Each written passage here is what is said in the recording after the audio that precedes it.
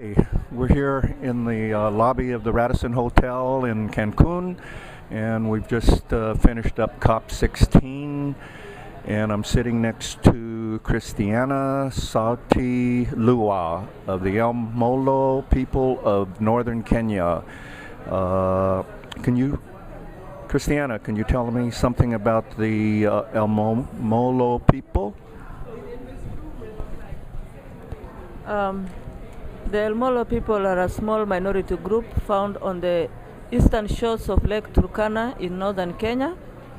They are pastoralists as well as fisher folk people. And the area that we occupy is an arid part of the country. The northern part of the country is normally arid. And we understand climate change in the context of drought because that's what we experience. We experience our region becoming more and more hotter. Every day is becoming more hot. The temperatures are really high. And you find that people develop high blood pressure sometimes, especially in the cases of pregnant women, and some of them even lose fetuses. And then you find children with a lot of heat rash because of the extreme temperatures, and we find that the region has undergone a long drought that the government, for 3 good years, we never had any rains, and the government has declared a state of emergency. Therefore, people are more and more depending on food aid. The other thing I would like to mention is that as women are worst hit by these drought situations in my area, because they are the ones who take care of their families. They are the ones who walk kilometers and kilometers to look for firewood to come back and cook for people. They are the ones who walk for kilometers and kilometers to get water, then come and prepare a meal or milk the animals or construct a house. 24 hours she works like a robot, with no rest, no Sunday, no nothing. That's what the traditional woman from my community does. And you find that sometimes they face a lot of challenges during this period, because you see that families are separated during this period. They're strong, and the men, especially the men, the young men and the old, they go to look for greener pastures. They take what is left of the livestock, and they migrate to a different area to look for pastures. And then you find that the families are separated. The woman is left alone to take care of not only our own children or our immediate family, but also of the entire community. They provide for them everything alone, because now most of the men are away. You find that this situation also creates rural-urban migration. People tend to go to urban areas to look for employment, to look for a living, and you find that most of these people lack the knowledge or the skills to fit in an urban setup.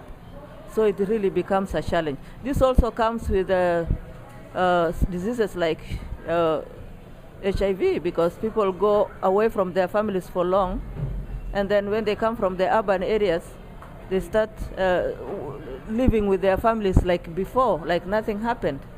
And this is also a situation that really a reality that must be, faced and talked about. And we find that in a drought situation, we experience also loss of biodiversity in terms of the species of plants that were there, in terms of the species of animals that were there before, and also the numbers have reduced. And this also goes to the lake waters, because in drought situation also the levels drop, and we don't have enough we don't catch enough fish like before, and the species have also reduced by far.